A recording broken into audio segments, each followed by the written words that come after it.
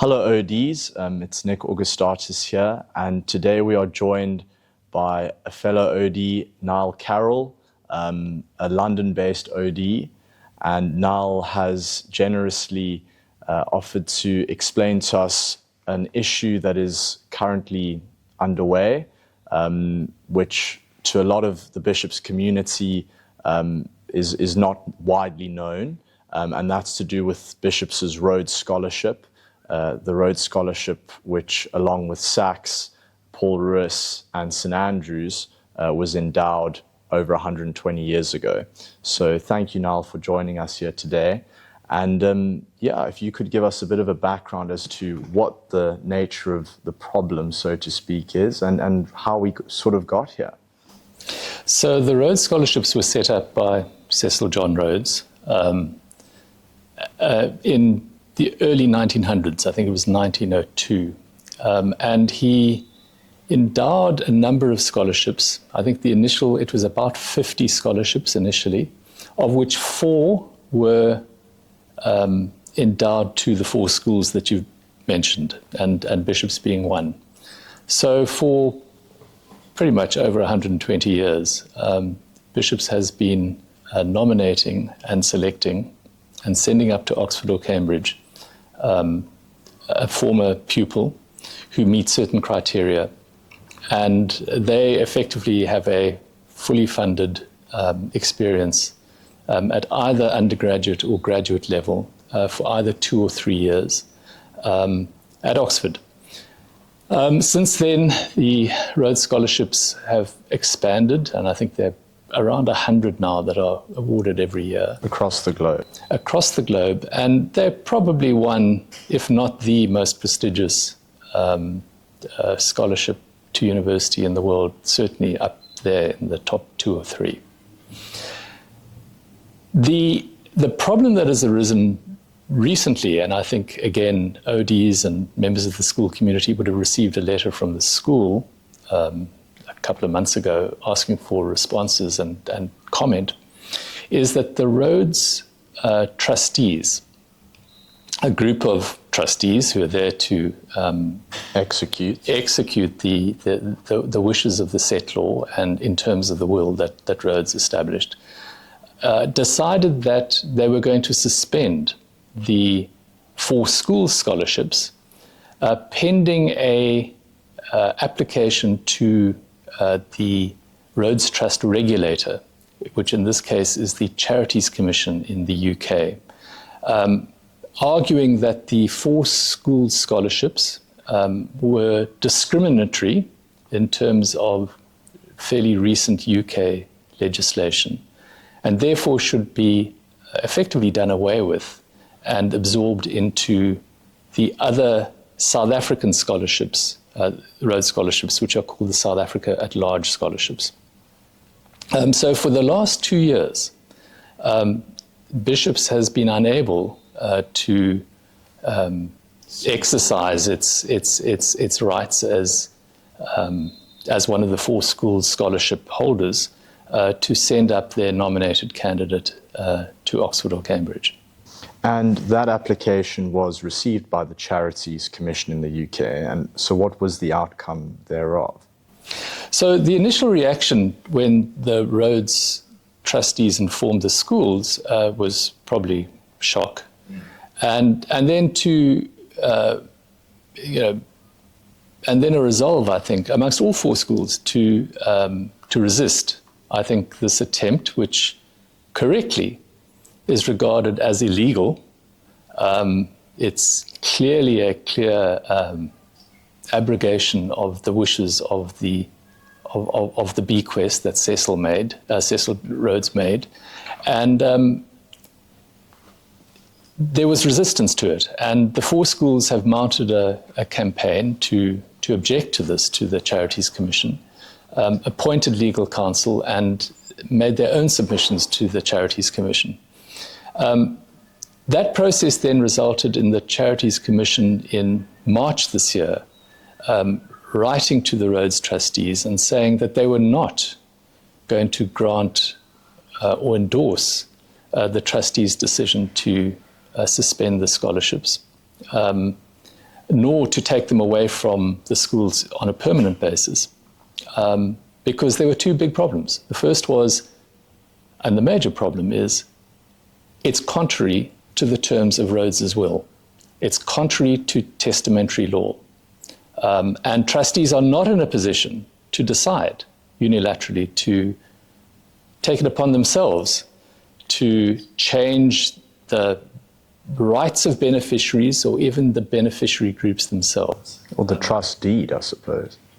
It's contrary to the trust deed. And the Charities Commission said, if you wish to do this, you need to go to the courts and potentially to Parliament. In the UK? In the UK, to change the terms of the trust deed. And then the second issue, which they did not agree with, was that they said it is unclear, and it is a matter for the courts to decide, whether the basis on which you are removing these scholarships is in fact factually correct. Right. And in all this time, obviously these four schools, us included, have been working together, resisting this change. But there has been a back and forth between the trustees and these four schools. Could you give us a bit more detail in that regard?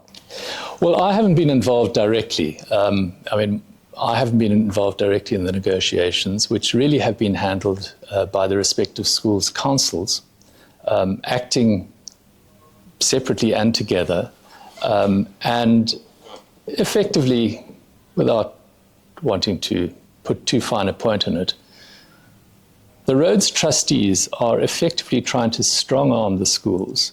Bully. Bully, strong-arm, yes, bully is a good word. The schools into giving up their rights as beneficiaries to these scholarships in exchange for a potential financial settlement, which at the moment is fairly derisory relative to the cost of these particular scholarships. If I can maybe put that into context, the cost of endowing a new scholarship on the same terms as the Rhodes scholarships is £5 million, so well north of 100 million rands. So effectively, again, without putting too fine a point on it, the trustees, who are obliged to act in the interests of beneficiaries, are effectively trying to take away a 100 million rand asset from each of the four schools and allocate it to beneficiaries that they believe are entitled. Yeah. And I just want to go back. I mean, you mentioned that obviously the various councils have been dealing with this, but the councils are in a bit of a difficult position as, you know, who are the real beneficiaries of these scholarships? And in Bishop's sense, I mean, it would be an OD, right? I think that's exactly correct. And I think, you know, I will say in support of the Bishop's Council, I think they have been placed in a very difficult situation because effectively the beneficiaries in terms of the deed are, as you say, former pupils of Bishop's and the other three schools who are eligible for selection for receipt of the scholarship. So in reality, in some senses, it's got nothing to do with the school. The beneficiaries, in fact, are the ODs. Yeah. And who represents the ODs? Well, it's probably not the school. And if it's anybody, it's probably the OD union. So to also expand on the point of sort of the standing that the commission or the trustees of the Rhodes Scholarship have used, I mean, Bishop's, along with the three other schools, voluntarily expanded the basis of the scholarship. Is that right? That's correct. So there has been, as I said, a certain amount of antipathy towards the four schools for some time. And originally, I think it probably it may go back 50 years at least, where I think there was concern that scholarships were being awarded to schools in South Africa, which were in terms of the legislation at the time, all white schools. And there were various attempts made to remove the scholarships from the schools at that time. But again, that attempt failed because ultimately this was a bequest made in terms of trust law. And while the trustees might have had their own particular views about white-only schools in South African apartheid legislation at the time, and were negatively disposed towards that, that didn't remove the fact that these scholarships had been endowed by a trust. Then post-94 and going into the early 2000s, the next issue that was raised was the issue of that these were single-sex schools. And again, just to make the obvious point, there are many endowments that are made by schools and all around the world, which are single-sex schools. If you want to get a scholarship from Eton, of which there are many, to go to university in the UK, it's an all-boys school. You have to be a male. But similarly, Wickham Abbey or Cheltenham Ladies College have scholarships, and in order to qualify for those, you have to be a girl. So this notion that somehow the fact that by definition single-sex schools are discriminatory, is not correct. However, I think all four schools recognize that there was perhaps an issue in that the schools were not, that the scholarships were not open to, for example, their sister schools. So in the case of Bishops, a decision was taken to broaden the scholarship and invite applicants from a number of other schools with which Bishops has had a relationship. So St. Cyprian's, Herschel, St. George's Grammar School, and I think the Leap 1 school were brought in. So candidates from those schools can apply, and in some cases have won the Bishop's Rhodes Scholarship since 2012.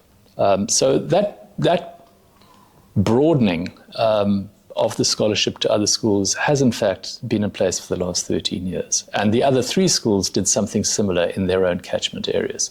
Right. So, I mean, to consolidate that point, Bishops and these other schools voluntarily, I mean, they weren't obliged to broaden that catchment, but they voluntarily did so as they recognized there was, maybe room for that. But now, 13 years on, it's now again, in the opinion of these trustees, not an acceptable catchment. Now, going back to what we were saying, in that who is really the, who are the beneficiaries of these, and that's where you come in. I mean, you were not a Rhodes Scholar, you're not going to be a Rhodes Scholar, but, your heart is in this, along with other ODs and other old boys of these other schools that are also in possession of these scholarships. So just give me a bit more information there, why you feel so strongly about this. I think you used the word bully earlier. And I think one of the things that I think ODs dislike are bullies. And my view is that the schools are being bullied. They're being subject to lawfare. And what do I mean by that? In previous discussions with the school, where trustees are trying to change the rights of beneficiaries, typically, if there's a process, the trustees will enable the beneficiaries to take legal advice on their position, potentially to appoint a curator or protector to look after their interests, and the trust pays for that. The trust pays because it recognizes, has a duty of care to the beneficiaries. So legal debates can happen. But typically where trustees are in conflict with beneficiaries, the beneficiaries are afforded the right to take independent advice and to have that advice paid for by the trust, in the same way that the trustees are prosecuting a particular course of action paid for by the trust. So not to find a point on it, the trustees are trying to bully the schools into saying, we're going to prosecute this process legally in the UK courts, and we've got more money than you, so we will prevail. Now, it's a war of attrition. At a whole bunch of levels, that is just completely unacceptable. And even though perhaps the schools may eventually lose this, I think one of the things I've learned at Bishops was to stand up for bullies and to stand up for people who are subjected to bullies. And in this case, I think it is the current and future generations of ODs who will have had this particular opportunity taken away from them. And that seems to me to be unfair, unjust, and it's worthy of being fought over.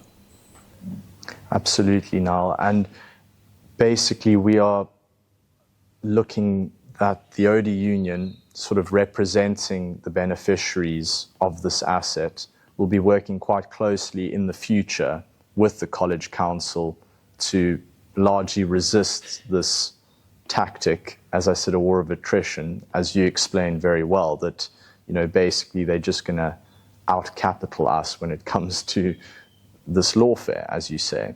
And it is worth fighting for. Again, there are only 4 schools that have this, and the catchment has been broadened. But, Michael House, Hilton, St. John's would love to have a Rhodes Scholarship, but they don't. So it is very much part of our ethos. Would you agree? Yeah, I think so. I think if you go back and you think about what makes Bishops a special school, there are lots of things. And it's always difficult to kind of unscramble an omelette as to what makes an institution like this great. But clearly one of the things is that it was singled out and is singled out as being one of the 4 schools in the world that is a recipient of actually what is one of the great scholarships of the world. And I think that's worth defending. I have to say that I think the council to date have done a really good job in terms of looking after the interests of the beneficiaries in the school. But again, one of the great things about Bishops is that there's a big ecosystem of stakeholders who are well intended towards the future success of the school and fellow ODs.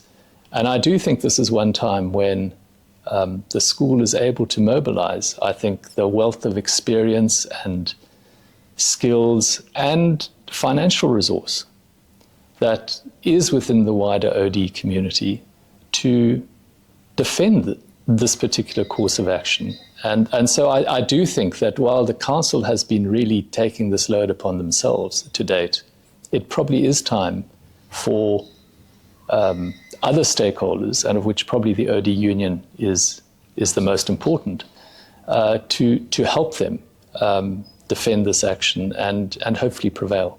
Absolutely. Well, I want to wish you all of the best in that, as I know that you'll be very involved in the process going forward, along with council.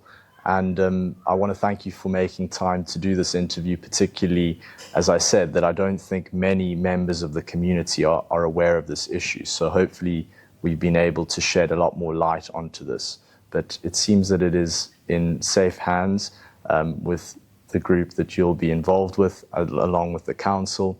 And it is something indeed worth fighting for. So thank you very much, Niall, and all the best. Thanks, Nik, and thanks for the opportunity, I think, to share this with the wider OD community. And I'm but one of a number of people who are going to be pushing this forward, hopefully. And we've got a great team, and we're not going to give up without a fight. Take it seated, yeah. Well, thank you very much, Niall, and all the best. The ODs and the Bishops community is definitely behind you. Thank you very much.